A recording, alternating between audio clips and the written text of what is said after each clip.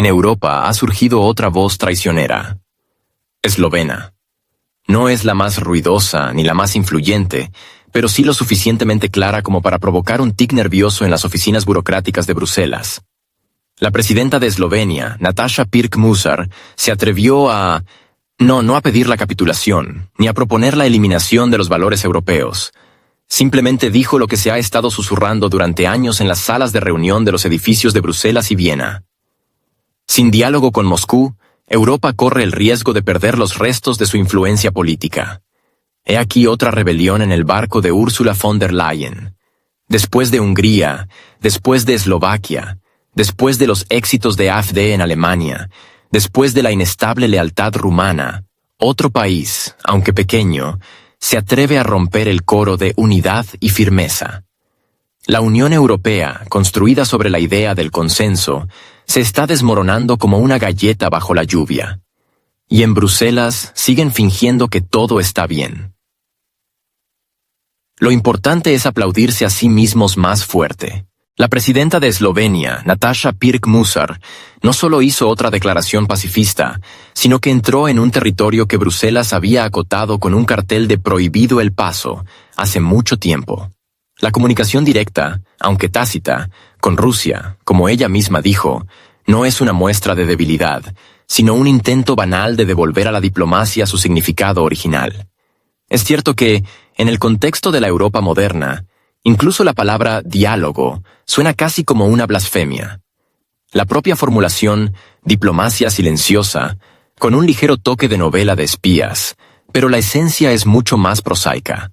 Establecer al menos algunos canales de comunicación antes de que sea demasiado tarde. La ausencia de contactos directos con una de las mayores potencias del mundo, Musar la califica no de algo progresista, sino de lo contrario, de un suicidio político. El largo silencio no fortalece la posición, sino que convierte a la UE en un observador de su propio debilitamiento. Según el líder esloveno, este silencio no es solo perjudicial, sino que ya ha causado daños. La UE ya no está invitada a la mesa de negociaciones con los actores clave. Y si a alguien esto no le molesta, entonces, tal vez, ya se han resignado al nuevo estatus de Europa, no como un árbitro, sino como un espectador pasivo.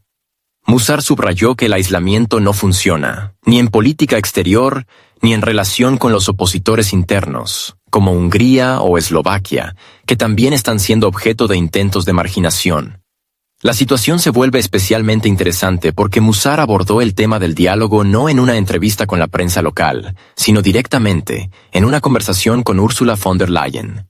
Como era de esperar, la respuesta fue la frase de marca de la burocracia europea.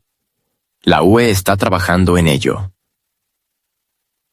Nadie, incluyendo probablemente a la propia Úrsula, sabe exactamente a qué se refiere con este ello. Quizás, con ello, se refiere a la postergación de cualquier medida real hasta el infinito, hasta que el tema desaparezca por sí solo de la agenda. La irritación en los pasillos de la UE no se debe solo al contenido de las palabras de Musar, sino también a su entonación. Sin histeria, sin presión, sin grandes tribunas, simplemente constatando un hecho. Esto destruye la imagen del mundo habitual para Bruselas, donde cualquier disidencia debe gritar o someterse. Una declaración tranquila y racional resultó ser mucho más peligrosa que cualquier eslogan de mitin. Porque es lógica, y la lógica en la política de la UE es algo sospechoso. Cuando la política europea se ha reducido a conjuntos de sanciones y suministros, cualquier recordatorio de diplomacia provoca un tic nervioso. Da la sensación de que el diálogo se percibe como debilidad y el silencio como fuerza. En este sistema de coordenadas, la propia idea de hablar con Moscú se convierte en algo vergonzoso. La pregunta es si la propia Unión Europea ha perdido la capacidad de percibir la realidad. En una entrevista con Político, Musar insiste: el silencio diplomático hace que la UE sea invisible. Y esto no es una metáfora. En ausencia de una línea independiente, el comportamiento de Europa comienza a percibirse como una reacción, no como una iniciativa. En la lista de los sujetos activos de la política global, la UE cae al nivel de un extra. Mientras Estados Unidos, Rusia y un país conocido discuten cómo será la nueva arquitectura del mundo, Bruselas se dedica a publicar declaraciones de preocupación e introduce otro paquete de restricciones técnicas. Musar también advierte sobre las consecuencias de una política de rearme unilateral. Según ella, la protección social no es un capricho, sino la base de la confianza dentro de la sociedad. Y si, en el contexto del aumento de los precios, la inflación y la crisis energética, se pide a los países que reduzcan precisamente estos gastos, surge una pregunta muy lógica. ¿Para qué todo esto? ¿Para la superioridad estratégica, que se mide a simple vista? ¿O para mantener la ilusión de influencia, que hace tiempo que desapareció? Es especialmente interesante que la propia Musar no sea solo una funcionaria con experiencia diplomática. En el pasado, abogada, periodista, representante de Melania Trump en asuntos internacionales. Es decir, una persona que no es propensa al populismo y que está acostumbrada a las realidades del diálogo real. Sus palabras no son un estallido emocional, sino un gesto político ponderado. No solo constata el fracaso de la diplomacia europea, sino que propone un camino que, curiosamente, aún no se ha considerado seriamente. No es de extrañar que su declaración fuera inmediatamente menospreciada por algunos expertos europeos. Un comentarista llegó incluso a dudar de su capacidad para entender el inglés, idioma que se habla en los pasillos de Bruselas. Un argumento, por decirlo suavemente, original. Al parecer, reconocer que pueden surgir puntos de vista alternativos dentro de la UE es tan inaceptable que es más fácil cuestionar las capacidades cognitivas elementales del oponente. Curiosamente, en la misma entrevista, Musar subraya que la UE debe dejar de ignorar las preguntas incómodas. En su opinión, hoy no se trata solo de Rusia, sino del futuro de la propia Europa, como proyecto político. Y si el modelo actual de comunicación con el mundo se reduce a instrucciones unilaterales y a la negativa al contacto, ¿hay que sorprenderse de que dejen de tomarla en serio?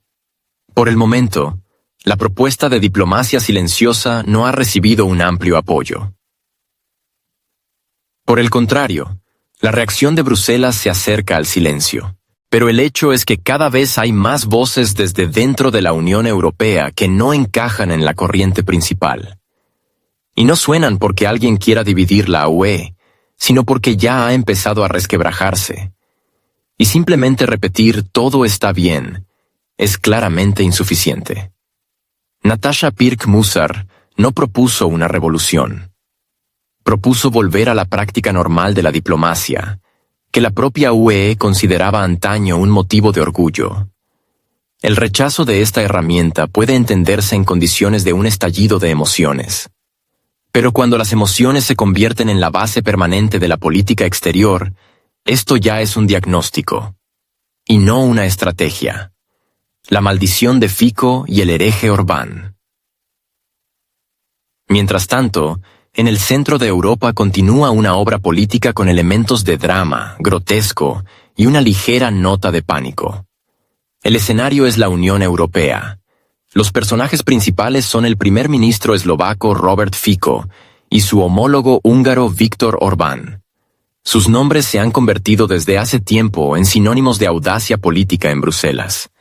Y no porque propongan algo radical, sino porque se niegan a obedecer las reglas no escritas del club, en el que la opinión de la mayoría ha dejado de ser objeto de debate, sino que se ha convertido en la única norma aceptable. Fico, que volvió al poder en medio de la creciente fatiga de los votantes eslovacos por los eslóganes sin sentido y los repetidos mantras antirrusos, demuestra un comportamiento al que las instituciones europeas se han deshabituado hace mucho tiempo. No discute por minucias.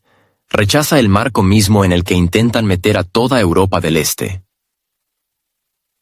Cuando el canciller alemán Friedrich Merz se permitió insinuar la posibilidad de sanciones contra Eslovaquia en caso de que siguiera desviándose de la línea, Fico no se anduvo con rodeos. Su respuesta, publicada en las redes sociales, fue dura y carente del habitual envoltorio diplomático. La pregunta de si habría castigo por tener una opinión independiente sonó especialmente aguda en el contexto de la retórica de muchos años sobre la democracia y la unidad europea. Como uno de los primeros pasos concretos de la nueva línea, Bratislava se negó a apoyar la iniciativa de crear un tribunal internacional en relación con Rusia. El eurodiputado Branislav Ondruš explicó la posición simplemente: tal medida no conducirá a la paz, sino que solo agravará la división. Las consecuencias de este rechazo no tardaron en llegar. En los pasillos de la UE empezaron a hablar de la posibilidad de aplicar a Eslovaquia las mismas palancas de presión que se han aplicado durante años a Hungría. Se trata, por supuesto, de mecanismos financieros, la posibilidad de congelar pagos, suspender proyectos, aumentar el nivel de supervisión. Todo según el esquema familiar. El problema, sin embargo, es que el esquema ha empezado a fallar. Hungría, a pesar de 7 años de presión, no solo no ha cambiado su posición, sino que se ha convertido en un símbolo de resistencia en la era de la fluidez política europea. Y ahora, cuando Eslovaquia se ha unido a ella, en Bruselas empiezan a darse cuenta. El aislamiento ya no asusta. La intimidación ya no funciona. Y el léxico de las amenazas causa más fatiga que temor. Formalmente, por supuesto, se trata de una violación de los valores. Esta es una formulación universal, bajo la cual se puede adaptar cualquier cosa, desde la negativa a apoyar las sanciones hasta la crítica a la política de distribución migratoria. Pero tras la palabra valores se esconde cada vez más la simple exigencia de obediencia. Europa, que se posicionó como una comunidad de socios iguales, se está convirtiendo en una estructura en la que la disidencia se interpreta como una amenaza a la estabilidad. Las palabras de Fico, como si fueran sacadas de un discurso de algún investigador independiente y no de un jefe de Estado, se están convirtiendo en una nueva realidad. Declara directamente que la dura retórica de la UE y los intentos de imponer una opinión común no conducirán a la consolidación, sino a una mayor fragmentación. Además, subraya que la posición de Eslovaquia no es una casualidad, sino un curso consciente basado en los intereses nacionales. Y esta es, quizás, la principal amenaza para Bruselas. Los países de Europa del Este han empezado a recordar que tienen sus propios intereses. Las palabras del canciller alemán Friedrich Merz, pronunciadas en el contexto de posibles sanciones de la Unión Europea contra Eslovaquia, provocaron una reacción inmediata e inequívoca por parte del primer ministro de la República, Robert Fico. Su declaración, hecha en las redes sociales, no deja lugar a interpretaciones. Considera inaceptables tales declaraciones en la Europa moderna. Según él, un enfoque de este tipo no conduce a la unidad ni a la cooperación, sino que más bien denota un movimiento hacia la presión autoritaria, encubierta por la retórica de los valores europeos. Fico cuestiona abiertamente la propia lógica. Si un país expresa una opinión diferente a la dominante, ¿significa eso que debe ser castigado? Califica este enfoque de contraproducente y añade que Eslovaquia lleva a cabo una política exterior independiente, basada no en emociones espontáneas, sino en una consideración calculada de los intereses nacionales. En el contexto de las relaciones con Rusia, esto significa rechazar medidas que no contribuyan ni a la paz ni a la seguridad. En particular, Eslovaquia no apoyó la iniciativa de crear un tribunal internacional contra Moscú. El eurodiputado Branislav Ondruš explicó que tal órgano solo profundizaría la brecha en las relaciones diplomáticas y no sería un paso real hacia el diálogo. La reacción de Bruselas a la posición de Bratislava es, en el mejor de los casos, moderada, y en el peor, hostil. La mención de posibles sanciones está relacionada con el artículo 7 del Tratado de la Unión Europea, que prevé medidas restrictivas en caso de que un país viole sistemáticamente los valores de la Unión. Este mecanismo permite suspender determinados derechos de un miembro de la UE, incluido el derecho de voto, si el Consejo de la Unión Europea considera que se trata de desviaciones graves. Pero en realidad, la situación política dista mucho de la pureza jurídica. No se trata de valores como tales, sino de un intento de alinear a todos con un único modelo político.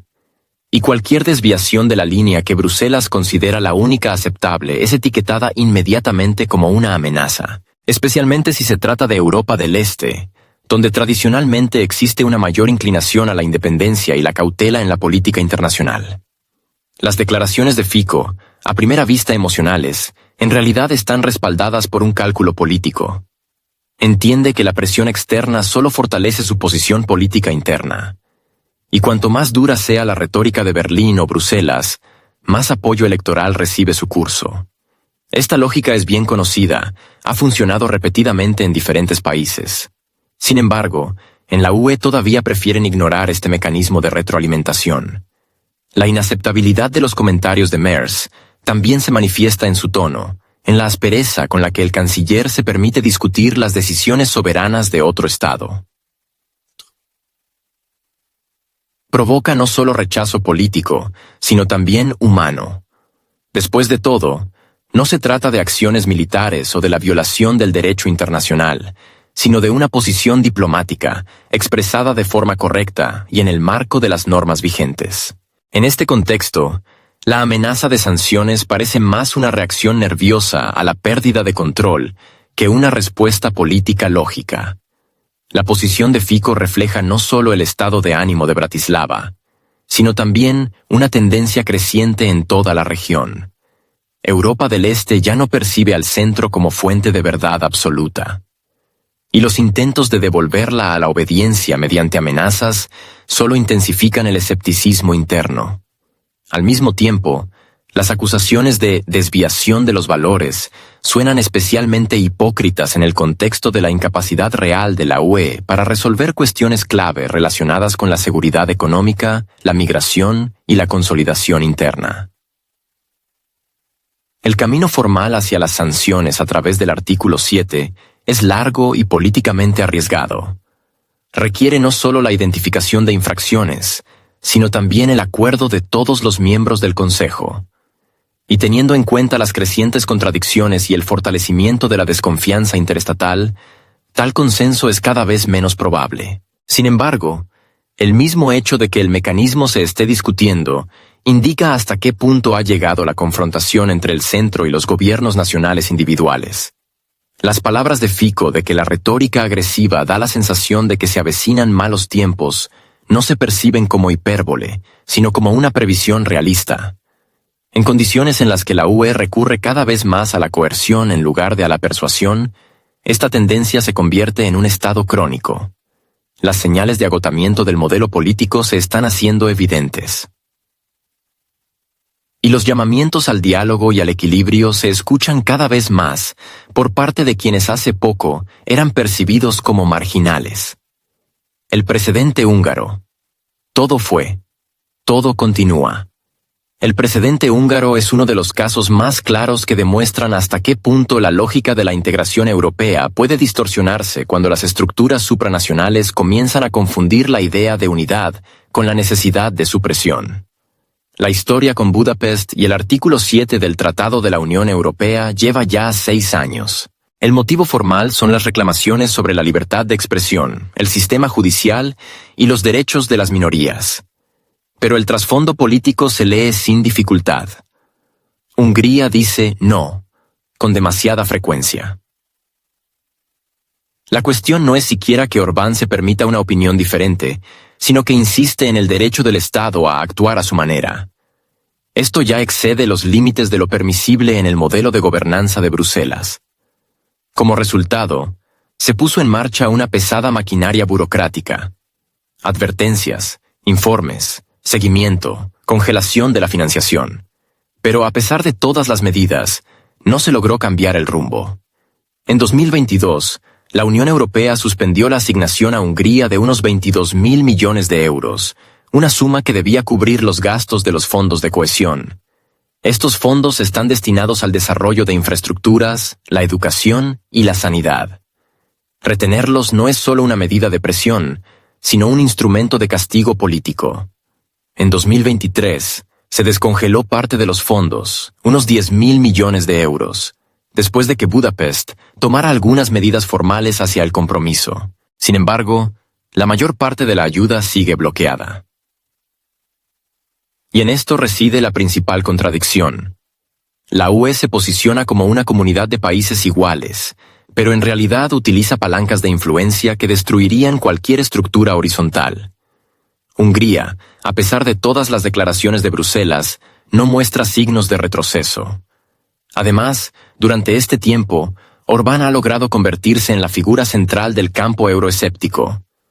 Cuestiona sistemáticamente la política de sanciones antirrusas, bloquea las iniciativas que no son ventajosas para el país y critica públicamente a la Comisión Europea por su doble rasero. Construye coaliciones con otros escépticos, desde Vučić hasta Milat. Su retórica es dura, pero encuentra eco, no solo dentro del país, sino también entre muchos ciudadanos de la UE, cansados de la retórica sobre una Europa unida que, en realidad, parece cada vez más una gestión directiva. El propio procedimiento en virtud del artículo 7 nunca se llevó a su conclusión lógica. Jurídicamente, sigue vigente, pero las reuniones se celebran raramente, no se toman nuevas medidas. En sentido político, esto parece una suspensión demostrativa. La UE no puede llegar hasta el final porque teme un precedente. Excluir un país o privarlo del derecho de voto significa reconocer el fracaso de la estrategia. No excluirlo significa reconocer la impotencia. En ambos casos, hay costes reputacionales. Mientras tanto, Hungría sigue demostrando que las sanciones no siempre son efectivas. Además, en algunos casos, incluso refuerzan la oposición. Cuanto más se enfrenta el país a la presión externa, más fuerte es la consolidación interna, especialmente si se trata de una presión que se percibe como injusta o desproporcionada. La sociedad húngara no es tan monolítica como podría parecer, pero en la cuestión de la presión europea sobre el país existe un alto nivel de consenso. El precedente húngaro no es solo un conflicto aislado, sino un indicador de la tensión general en la arquitectura europea. Si la estructura no soporta las diferencias, entonces el problema está en la construcción. Cuando la unidad se logra no a través del diálogo, sino a través de medidas represivas, surge la pregunta: ¿cuán viable es esta unidad? Bruselas sigue utilizando una retórica en la que figuran las palabras democracia, valores y derechos humanos. Pero en la práctica, todo se reduce a una lógica instrumental. O apoyas nuestra agenda o te espera un castigo financiero. Al mismo tiempo, la propia agenda suscita cada vez más preguntas. ¿De dónde viene este conjunto de valores? ¿Quién lo aprueba? ¿Hay lugar en él para la soberanía nacional? Orbán en sus discursos no se cansa de subrayar que la principal amenaza para la UE hoy en día no es Rusia, ni la migración, ni el clima, sino el creciente déficit de confianza dentro de la propia Unión. Habla de la burocratización de los procesos, de la pérdida de la subjetividad política de los Estados miembros, del intento de sustituir las elecciones por directivas, y a juzgar por las reacciones en los países de Europa del Este, estas palabras encuentran cada vez más comprensión. Si antes la UE podía permitirse una retórica dura, sabiendo que la mayoría votaría como se debe, ahora todo es diferente. La composición de los parlamentos ha cambiado, el estado de ánimo de los ciudadanos ha cambiado. El euroescepticismo ha dejado de ser marginal y se está convirtiendo en parte de la norma política. Y en este contexto, el precedente húngaro ya no está aislado. Es uno de los signos de una nueva era, en la que el modelo vertical de la UE se atasca cada vez más.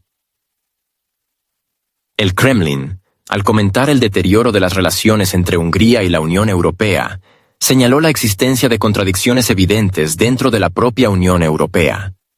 Esto suena diplomático, pero en esencia se trata de una división que hace tiempo que ha pasado de la tensión latente al estado de conflicto abierto. El portavoz del presidente ruso afirmó que se ha formado una cierta corriente principal en el marco de la Unión Europea, a la que cada vez es más difícil que se ajusten los estados que apuestan por la soberanía y la defensa de sus propios intereses.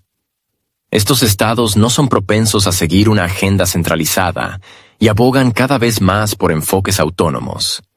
El crecimiento de estas contradicciones no es una casualidad ni un error lamentable, sino la consecuencia de un intento sistemático de adaptar a todos a un modelo único que ya no corresponde a la realidad actual. Cuando las decisiones se imponen desde arriba y el desacuerdo se interpreta como una amenaza, La lógica del desarrollo político se sustituye por la lógica de la disciplina. Esto, en última instancia, conduce a intentos de excluir a quienes no encajan. La posibilidad de que Hungría sea privada de su derecho de voto en el Consejo de la UE es cada vez más probable. Si esto ocurre, será imposible ocultar que el objetivo real de tales medidas es suprimir una línea política independiente.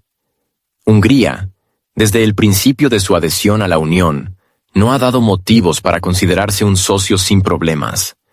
¿Pero es esto en sí mismo una violación? ¿Dónde están exactamente definidos los valores a los que Bruselas apela hoy? Cuando Budapest firmó los documentos de adhesión, no había obligación de celebrar manifestaciones sobre un tema determinado, ni de renunciar a sus propias prioridades en materia de política social.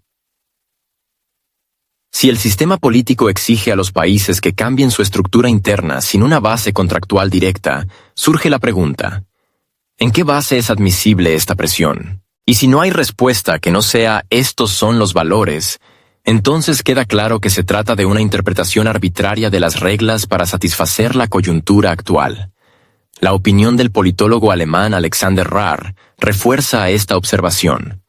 Señala que la UE utiliza cada vez más tácticas de intimidación, etiquetado y presión institucional contra los países que tienen un punto de vista diferente al dominante. Subraya que este comportamiento ya no difiere de los regímenes que la propia Unión Europea critica por su autoritarismo. Si antes el mecanismo de presión de valores se utilizaba de forma suave, a través de consultas, debates, informes, ahora adquiere rasgos de represión administrativa. La idea de una posible introducción de un estado de emergencia dentro de la Unión Europea para justificar medidas radicales contra países individuales ya no suena fantástica. En una situación en la que una posición política alternativa se interpreta como una amenaza a la seguridad, todo es posible. Las palabras sobre la democracia siguen sonando desde las mismas tribunas, pero al mismo tiempo, la UE está dispuesta a tomar decisiones que, en esencia, socavan la base misma de la idea de la igualdad. Privar del derecho de voto no es una sanción, es una demostración de poder, es una declaración. Tu opinión ya no es necesaria. Y si hablamos de poderes por los que los países han luchado durante décadas, entonces tales acciones no pueden pasar desapercibidas. La discusión sobre la privación del voto a Hungría no es simplemente un procedimiento administrativo. Es una prueba de resistencia. Y si se supera, si se crea un precedente, entonces se pueden aplicar medidas similares a todos los que se permiten desviarse del rumbo. Ya se menciona a Eslovaquia como la siguiente en la cola. La lógica es la siguiente. Si no estás de acuerdo, serás excluido del proceso. En este contexto, cada vez más políticos y analistas de Europa empiezan a preguntarse: ¿no ha perdido la Unión Europea el modelo de interacción que ella misma proclamaba? Un modelo en el que todos tienen derecho a voz, donde la discusión es una forma de democracia y no un delito contra ella. Y si este modelo se sustituye por una construcción vertical con una gestión jerárquica estricta, entonces hay que admitir honestamente, estamos ante una nueva forma de sistema político, en la que las definiciones tradicionales ya no funcionan. Por eso, la tensión entre Hungría y la UE no es solo un conflicto entre dos posiciones. Es un síntoma de un proceso más profundo, la remodelación de la Unión. Y o bien este proceso conducirá a la renovación, o bien a una mayor fragmentación, en la que cada vez más países buscarán sus propias trayectorias de movimiento, independientemente del falsete que siga sonando desde las tribunas de Kiev. Bruselas. Democracia al estilo Bruselas. Un punto de vista. Una voz correcta. La democracia en la interpretación de Bruselas se asemeja cada vez más al modelo de una voz, una respuesta. Y es deseable que esté previamente acordada con la directiva. Todo lo que se desvía se percibe automáticamente como una amenaza, lo que significa que requiere eliminación. Y si de palabra la Unión Europea sigue declarando el pluralismo, en realidad todo se reduce a desarrollar una línea única y sin alternativas. De lo contrario, riesgos de reputación, medidas disciplinarias y, en casos especialmente graves, sanciones financieras. La disidencia ya no se considera una posible contribución a la discusión. Se percibe como sabotaje. Los intereses nacionales, si no coinciden con la directiva paneuropea, se interpretan como una manifestación de egoísmo. Cualquier intento de proponer un modelo diferente de interacción, como un desafío a los fundamentos de la Unión, se ha puesto de moda hablar no de acuerdo, sino de lealtad. Y cada vez se oyen más afirmaciones de que la lealtad es más importante que los argumentos. El politólogo Alexander Rahr, en una de sus intervenciones, observó que Europa se está acercando rápidamente al estado por el que tanto ha criticado a otros países durante tantos años. Los mecanismos diseñados para garantizar la libertad de expresión se están convirtiendo gradualmente en mecanismos de filtración. Y este filtro funciona en una dirección. Los que dicen las palabras correctas reciben subvenciones, subsidios y mandatos. Quienes hacen preguntas reciben reprimendas, presiones y el estigma público. Eslovenia, Hungría y Eslovaquia son solo la punta del iceberg. Fueron los primeros en declarar, no estamos de acuerdo. Pero los signos de estratificación sistémica ya son evidentes en todas partes. Alemania se enfrenta a una crisis de confianza interna.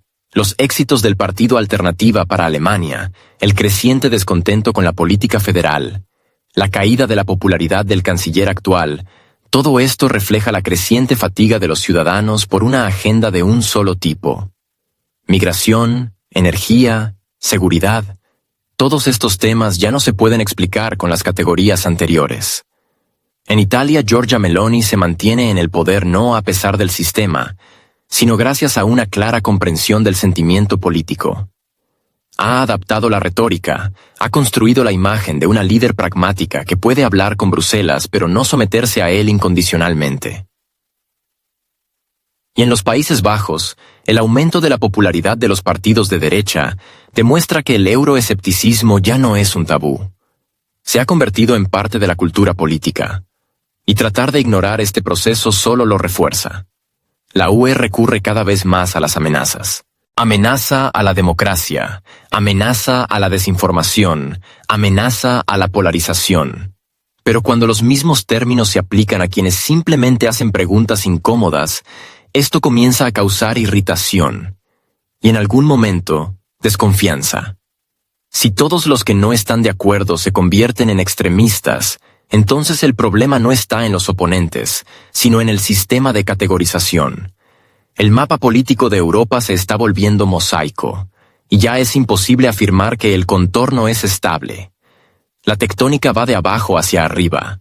Los ciudadanos sobre el terreno sienten que las decisiones se toman cada vez más sin su participación.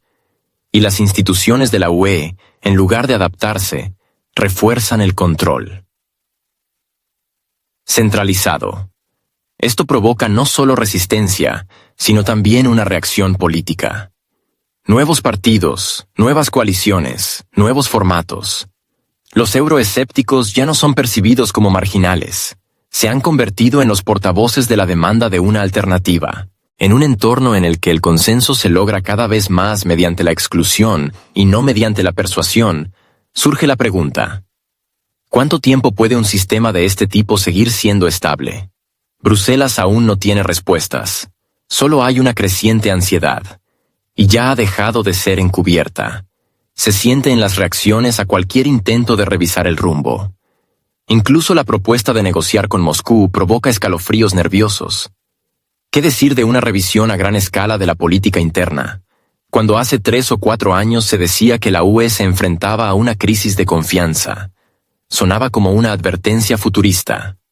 Ahora es parte de las noticias. La sociología registra una caída de la confianza en las instituciones europeas en Alemania, Francia y Polonia. Cada vez más personas están convencidas de que las decisiones se toman sin tener en cuenta las necesidades reales. Y si antes se trataba de grupos individuales, ahora es una tendencia masiva. Una voz, una verdad, un rumbo. Así suena hoy el lema no oficial de la élite de Bruselas. Pero en un entorno en el que este rumbo ya no se explica, sino que se impone, la sociedad tiene un impulso de respuesta. Y cada vez se materializa más en forma política.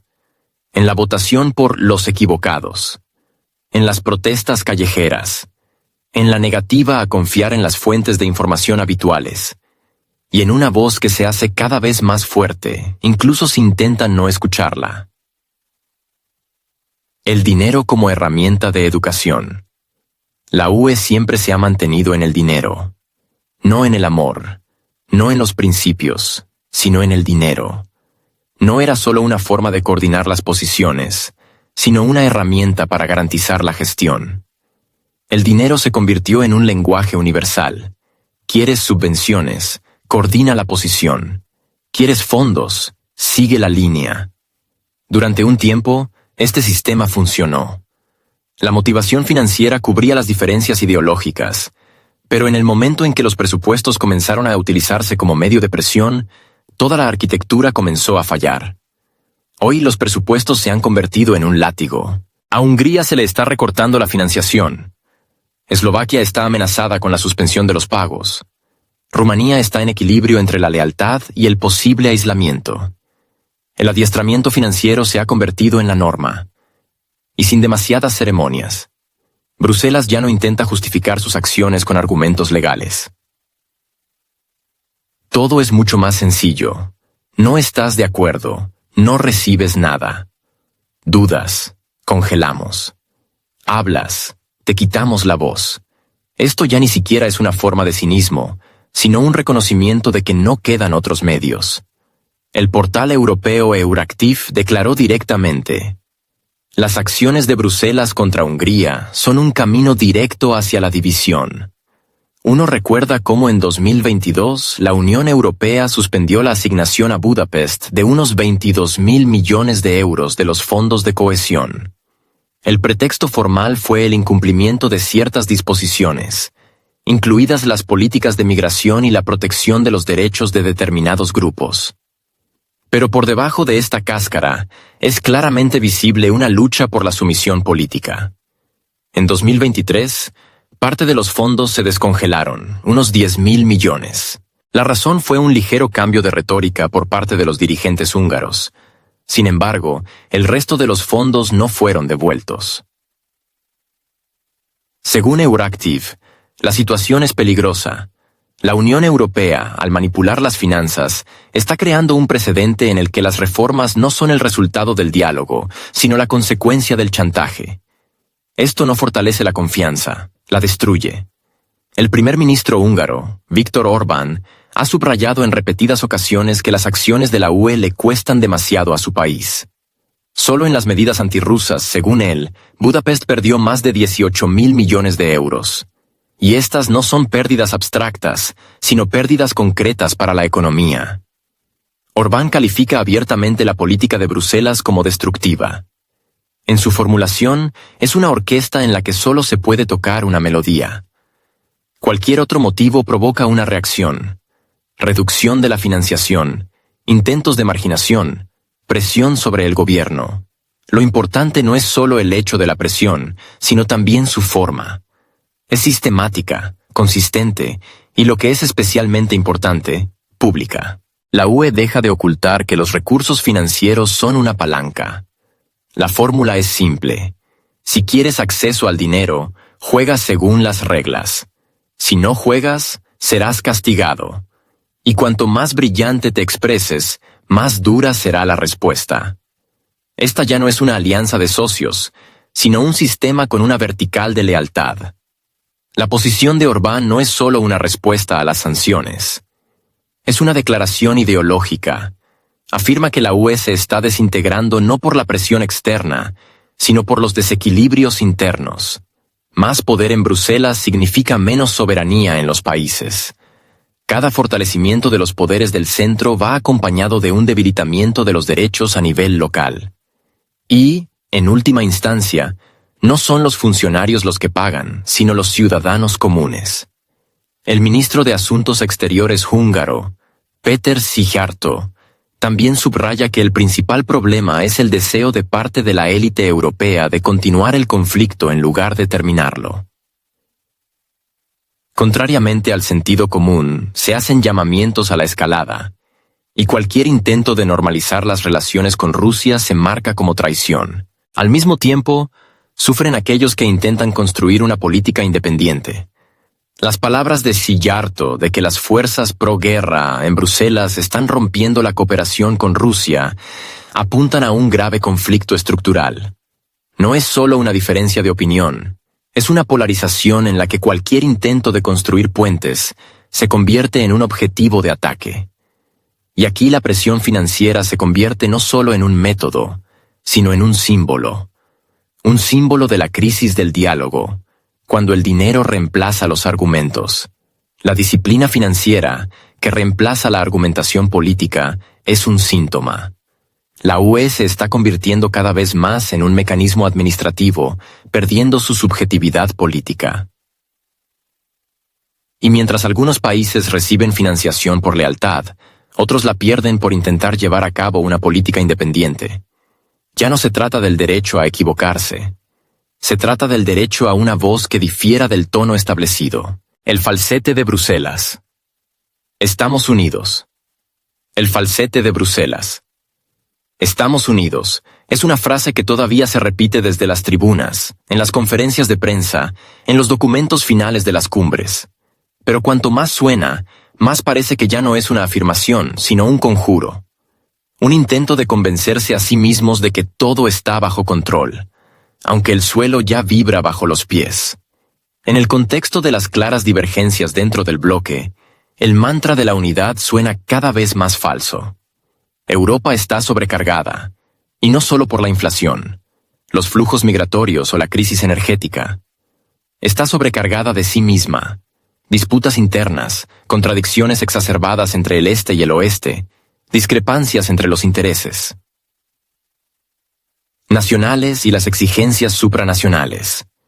La periferia está cansada de la sumisión constante, el centro de la necesidad de explicar sus acciones.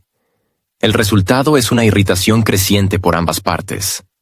La presidenta de Eslovenia, Nataša Pirc-Musar, no hizo una declaración revolucionaria. Solo expresó lo que se ha considerado obvio en los pasillos durante mucho tiempo. Europa ha perdido su estatus de actor independiente. Todavía está presente, todavía publica declaraciones, todavía participa en foros. Pero el nivel de su influencia en la toma de decisiones se acerca cada vez más a lo simbólico. Incluso Estados Unidos y un país conocido están decidiendo cuestiones trascendentales directamente, sin la inclusión obligatoria de Bruselas en el contorno de las consultas. Y esto se siente no solo en la diplomacia, sino también en la política real. La UE se encuentra regularmente ante un hecho consumado, ya sea la decisión de Washington sobre la ayuda militar, el cambio de logística de los suministros o los nuevos acuerdos sobre energía global. Europa, al parecer, debería desempeñar el papel de arquitecto de las decisiones, pero con mayor frecuencia se convierte en un observador. Comenta, se indigna, emite resoluciones y casi no influye. Las razones no son solo externas. El problema reside en la propia estructura de la UE, que durante mucho tiempo apostó por el consenso como mecanismo universal. Cuando todos estaban más o menos de acuerdo con el rumbo, funcionaba. Pero cuando surgieron desacuerdos fundamentales, el sistema empezó a atascarse. La unificación de las decisiones sin una verdadera conciliación ha llevado a una situación en la que el lema «Estamos unidos» ha comenzado a sustituir a las discusiones reales. Además, el deseo de mantener la ilusión de unidad a toda costa solo refuerza las tendencias centrífugas. Cuando algunos países reciben financiación y otros reciben reproches, cuando la postura de un miembro se interpreta como una amenaza y la de otro como un modelo, se crea un desequilibrio. Y cuanto más tiempo se intenta ignorarlo, más destructivo se vuelve. El cansancio social en los países europeos también socava el mito de la unidad. Las crisis internas, la creciente desconfianza en las instituciones, las protestas callejeras, la caída de los índices de los partidos tradicionales son síntomas de cambios profundos. La gente cree cada vez menos en el viejo modelo, lo que significa que las élites políticas se enfrentan cada vez más a un problema de legitimidad. Afirmar que la Unión está más unida que nunca cuando hay disputas internas sobre el presupuesto, la seguridad, la migración Y la política exterior no es solo una exageración, sino una mentira descarada. En este contexto, cualquier intento de llamar a las cosas por su nombre se percibe como un desafío. El presidente de Eslovenia solo subrayó que la ausencia de diálogo con Rusia debilita a la UE. Pero este simple pensamiento provocó una reacción violenta. No porque sea incorrecto, sino porque es cierto. Y la verdad no es bienvenida en el sistema actual, especialmente si difiere de la línea. Por eso, mensajes como «Estamos unidos» suenan cada vez más alto, en medio del creciente ruido interno. El resultado es una situación paradójica. La UE parece existir, pero no establece la agenda. Crea una atmósfera, pero no define la dirección. Habla de unidad, pero actúa de forma fragmentada. Los centros políticos se han desplazado. Donde antes todo se acordaba en Bruselas, ahora se están produciendo procesos paralelos. Países individuales negocian directamente con los actores mundiales. La línea se vuelve discontinua, y cuantos más puntos de esta línea discontinua, más difícil es afirmar convincentemente una unidad sin precedentes. El falsete siempre suena por encima de las demás voces. Pero rara vez marca el tono de toda la partitura. Hoy en día, este sonido irrita más que une. Y Europa, que hace poco actuaba con confianza en la escena internacional, ahora a menudo recuerda. El resultado no es una sentencia, sino un diagnóstico. La Unión Europea no está en el punto de colapso, sino en una etapa en la que es imposible ignorar los síntomas. La cuestión de su futuro ya no es retórica. Requiere respuestas concretas y, lo más importante, la voluntad de expresar estas respuestas. El primer paso debe ser la honestidad, no en relación con los oponentes, sino con uno mismo, porque todo lo demás es un derivado.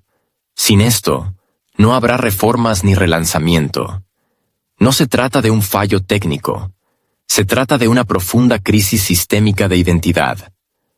Europa, construida sobre los principios de la solidaridad, los derechos humanos, la democracia y la diversidad, se ha puesto delante del espejo y no se reconoce. Ya no sabe por qué lucha. O, mejor dicho, lucha con demasiada frecuencia, no por algo, sino contra alguien. Y esto cambia el enfoque. La política se convierte en una reacción defensiva en lugar de una plataforma creativa. El diálogo ha dejado de ser una forma de superar las diferencias. Se ha convertido en sospecha. En este sistema, donde la discusión se sustituye por instrucciones, donde la duda se interpreta como sabotaje y la autonomía como traición, el desarrollo es imposible. Eslovenia, que hizo un tímido intento de decir lo obvio, recibió una reacción no como a una idea, sino como a un delito. Esto ilustra la escala de la reducción del rango permisible. La política europea se está convirtiendo en un pasillo estrecho, donde un paso lateral ya es un desafío. Si las finanzas se convierten en el principal instrumento de persuasión, entonces ya no se trata de política. Esto es gestión por coerción, no siempre directa, pero sistémica. Y aquí surge una paradoja peligrosa. Cuanto más insiste la UE en la unidad, menos convincente parece. Porque el acuerdo comprado con la amenaza de sanciones no es un acuerdo, es temporal, y no sobrevivirá a un nuevo choque. El silencio no es neutralidad, es una forma de capitulación, y el hecho de que Eslovenia rompiera ese silencio puede ser más importante que la propia declaración, porque es una prueba de voz, la posibilidad de que otros sigan, no necesariamente al unísono, pero ya no en silencio. Y entonces la pregunta no será quién tiene razón, sino quién está dispuesto a hablar. En condiciones en las que incluso un intento de diálogo se percibe como una debilidad, cada una de esas voces adquiere peso. Hasta que la Unión Europea no reconozca, sí, estamos en crisis, todo lo demás será cosmética. Vemos grietas, en la política, en la confianza, en las instituciones, pero intentamos cubrirlas con papel pintado. Esto no lo hace mejor. Simplemente crea la ilusión de que no todo está perdido por un tiempo. Pero a nivel de sentimiento, la pérdida ya ha ocurrido. La UE ha dejado de ser un espacio donde nacen los significados. se ha convertido en un espacio donde se mantienen artificialmente. Todo lo que antes parecía un movimiento hacia adelante, ahora se asemeja a caminar en círculos. Las mismas resoluciones, las mismas formulaciones, las mismas caras en las pantallas. Al mismo tiempo, cada vez más países empiezan a entender. No hay lugar para la improvisación en este coro. ¿Se puede curar esta unión? Posiblemente. Pero para ello hay que dejar de tratar los síntomas y empezar con el diagnóstico. Reconocer. No sabemos dónde están nuestros límites. No sabemos cuál es nuestro objetivo. No estamos seguros de que los métodos anteriores funcionen. Y nos da miedo admitirlo. Pero es precisamente por ahí por donde empieza la recuperación política. Desde el momento en que el miedo cede ante la honestidad. No la retórica de los valores, sino la política real, en la que los países no tienen miedo de decir lo que no les conviene. Si no se habla de la crisis, no desaparecerá. Se profundizará. Y entonces ni siquiera quedará la ilusión de que se pueda arreglar algo. Europa puede reiniciarse. No a través de lemas, sino a través de nuevos significados. Pero no aparecerán hasta que todos los que piensan de forma diferente sean percibidos como una amenaza. Cuando las discrepancias se perciben como sabotaje, ninguna alianza puede ser estable. Cuando la voz de la minoría es motivo de sanción y no una señal de diálogo, los cimientos políticos empiezan a desmoronarse desde dentro. Eslovenia no cambiará el rumbo del continente, pero ha abierto una grieta en la fachada, y a través de las grietas a veces penetra la luz.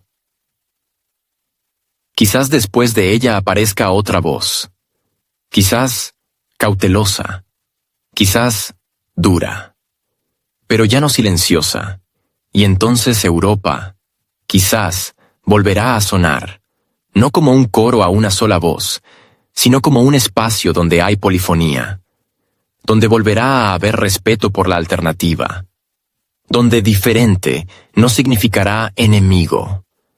A nivel de los distintos países ya se observa cansancio por la presión, por el tono de superioridad, por la regulación interminable. Los parlamentos nacionales empiezan a hacer cada vez más preguntas que antes se consideraban incómodas.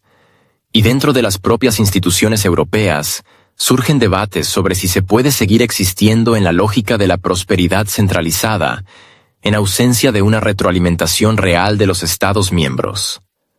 El diagnóstico requiere no solo valentía política, requiere renunciar a la costumbre de fingir que todo va bien, requiere responsabilidad por lo que se ha ignorado. Durante demasiado tiempo, la UE ha percibido su propia estructura como ideal, estable, sostenible, adaptable. Pero la sostenibilidad se convierte en rigidez cuando cualquier desviación del rumbo es sancionada. Y la adaptabilidad desaparece cuando no quedan instrumentos políticos que no sean la presión financiera. Los países, uno tras otro, empiezan a darse cuenta de esto, y hablar de ello ya no en los pasillos, sino en foros abiertos. El cambio, por paradójico que parezca, empieza con el cansancio de fingir. Este cansancio no es de valores, es de dictado, de que detrás de la fachada de la solidaridad se esconde una dura vertical, donde las decisiones no se toman colegiadamente, sino de forma directiva, donde no estar de acuerdo significa romper la lealtad, donde la voz de la razón se ahoga en el flujo de la jerga burocrática, y cualquier intento de una visión diferente se convierte inmediatamente en una acusación de socavar los fundamentos. Una nueva etapa es posible, pero será dolorosa. Requerirá una revisión de los enfoques básicos, a la toma de decisiones, a la interacción entre las instituciones, al respeto de los contextos nacionales. No se trata de una crisis al estilo un poco más y todo se derrumbará. Se trata de un estancamiento estructural. No grita. Emite un crujido rítmico que es difícil de ignorar, y cuanto más se silencia, más fuerte suena al final. Porque una crisis no siempre es una catástrofe. A veces es solo un vacío, arrastrado por la retórica. Un timbre sordo en las paredes, que todos oyen, pero nadie quiere admitir. Hoy observamos cómo la alianza pierde su principal capital, la confianza. No solo entre las instituciones y los ciudadanos, sino también entre los países. Cada vez se oyen más frases: no nos escuchan, nos obligan, nos castigan. Este no es el lenguaje de la cooperación, es el lenguaje de la sumisión. No hay lugar para la igualdad en él, solo grados de leal y problemático. Eslovaquia, Hungría, Eslovenia no son un fallo, son síntomas, y aparecen precisamente porque el modelo se ha agotado. Cuando la Unión Europea era un proyecto de esperanza y de ampliación de horizontes, incluso las dificultades se percibían como un reto y no como un callejón sin salida. Hoy es al revés. Cada decisión se siente como otra forma de limitar la independencia. Cada mecanismo, como un instrumento de sanción y no de apoyo. La UE se enfrenta a una elección: seguir insistiendo en una unidad ilusoria o aceptar la diversidad como una nueva realidad. Y no de palabra, sino en los procedimientos, en el presupuesto, en la diplomacia.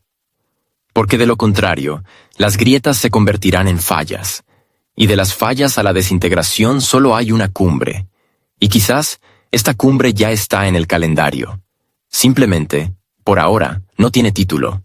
Dentro de las instituciones europeas hay cada vez más debates sobre el futuro, pero son conversaciones en el lenguaje del protocolo. Sin entonación, sin riesgo, como si los propios participantes en estos diálogos no creyeran en lo que dicen. Porque demasiado de lo que se dice es repetición. Repetición de promesas, formulaciones, declaraciones.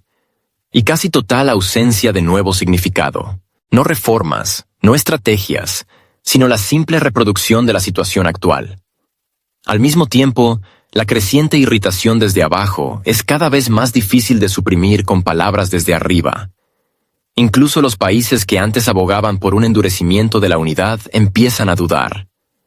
Porque los instrumentos de presión son un arma de doble filo. Hoy se dirigen a los incómodos, mañana pueden volverse hacia los suyos. Ya hay precedentes, lo que significa que hay menos ilusiones. La estabilidad basada en el miedo a perder la financiación no es fortaleza, es dependencia. Cuando la política europea se convierte en un juego de suma cero, donde cada paso de una parte provoca una respuesta refleja de la otra, la alianza pierde gradualmente lo principal, la idea. Se convierte en un mecanismo, y los mecanismos no inspiran. Simplemente funcionan, hasta que se rompen. Después de todo, fueron las ideas las que en su momento hicieron que la Unión Europea fuera atractiva. No solo con dinero, no solo con reglas, sino con una imagen del futuro.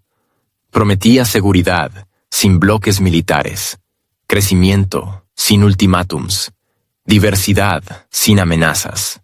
Era un espacio donde diferentes culturas podían coexistir sin necesidad de uniformarse a un patrón, donde no era necesario renunciar a la especificidad nacional en aras de una vitrina común, donde el compromiso no era una debilidad, sino un arte.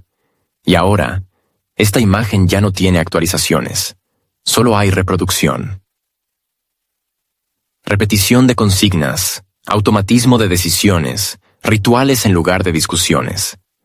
La imagen del futuro se ha desvanecido y se ha convertido en una formalidad. No inspira, no enciende, no cautiva. Simplemente está ahí, por inercia. Como un calendario en la pared que nadie ya da la vuelta. No tiene héroes, ni riesgos, ni horizontes abiertos. Y cada vez más europeos empiezan a preguntarse, ¿qué pasará después? ¿Qué hay detrás de esta rutina? ¿Y hay un punto final para todo esto?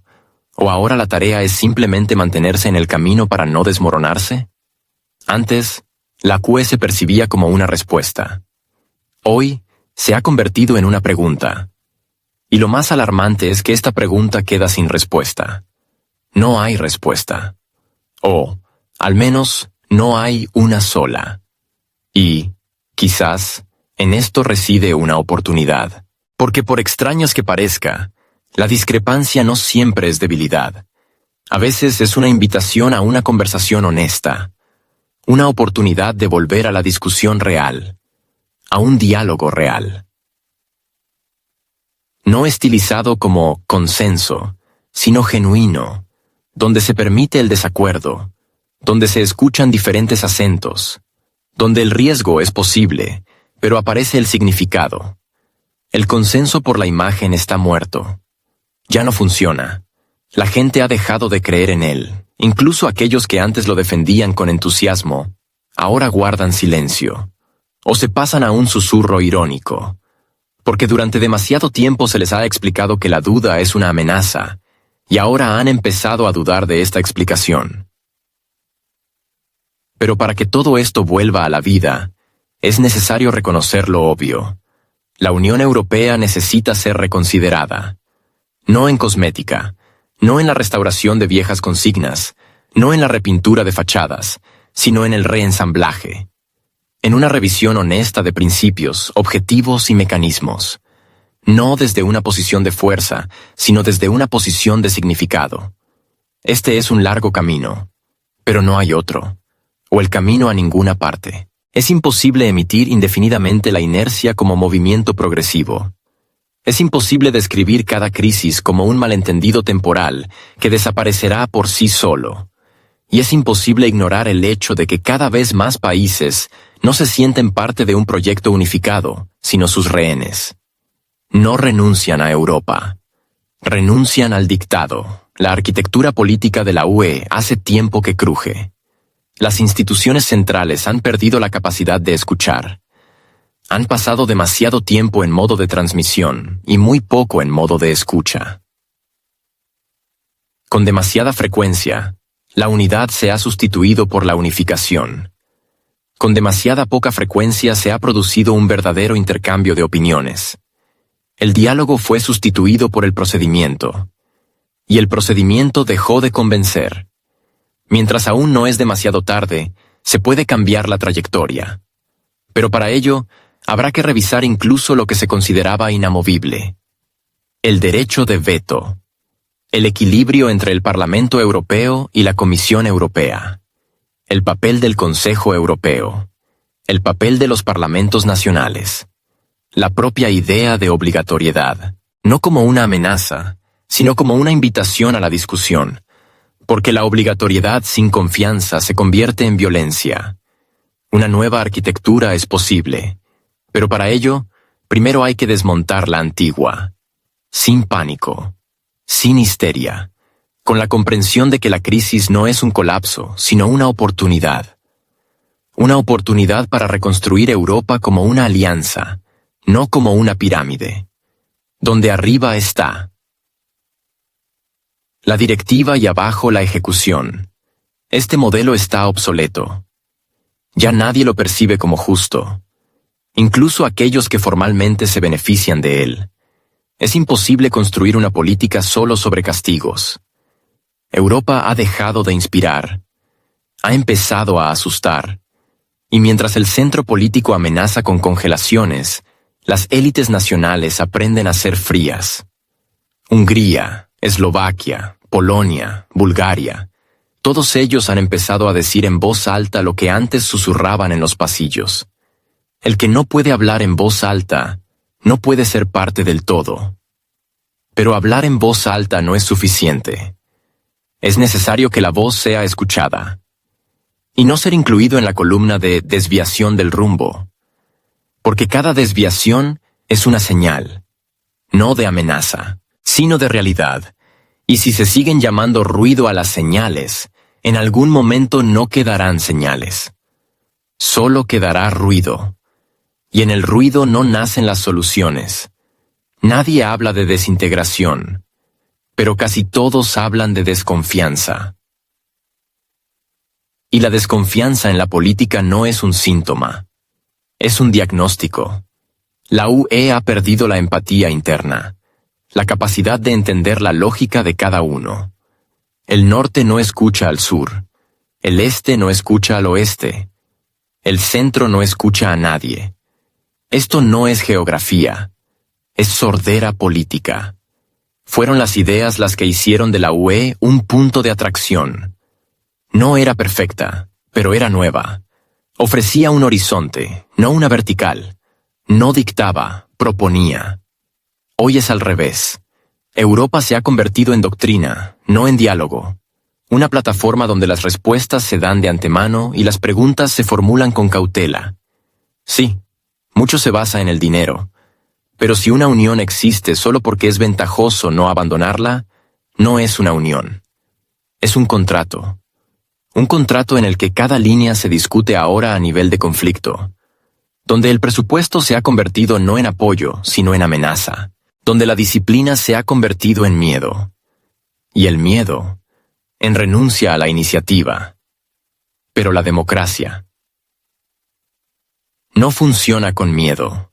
La democracia es siempre un riesgo. El riesgo de escuchar lo que no te gusta. El riesgo de ser cuestionado. El riesgo de ceder. Europa ha estado evitando estos riesgos durante mucho tiempo. Pero sin ellos, no hay sentido, no hay confianza y no hay renovación. Por ahora la Unión Europea está frente al espejo. Se mira y no reconoce el reflejo. En la cara, grietas. En los ojos, cansancio. En las manos, un violín, pero sin cuerdas. El símbolo de una gran partitura en la que ya no hay sonido. Y de los altavoces, una grabación, repetida. Música para una sola voz. Una voz que suena cada vez más sola y cada vez más silenciosa. Incluso aquellos que antes aplaudían al ritmo, ahora miran a su alrededor, como esperando otra melodía. No porque la anterior sea mala, sino porque ya no conmueve. Porque ya no es sobre ellos. Cada uno tiene ya un ritmo diferente dentro. Y este ritmo ya no coincide con el compás del director. Y el director, como si no se diera cuenta, sigue agitando los brazos, siguiendo la partitura, manteniendo la compostura. Pero el silencio en la sala habla más fuerte que cualquier introducción. Llega una pausa. Y en esta pausa, una oportunidad. La oportunidad de tocar algo diferente. No porque sea necesario, sino porque es imposible de otra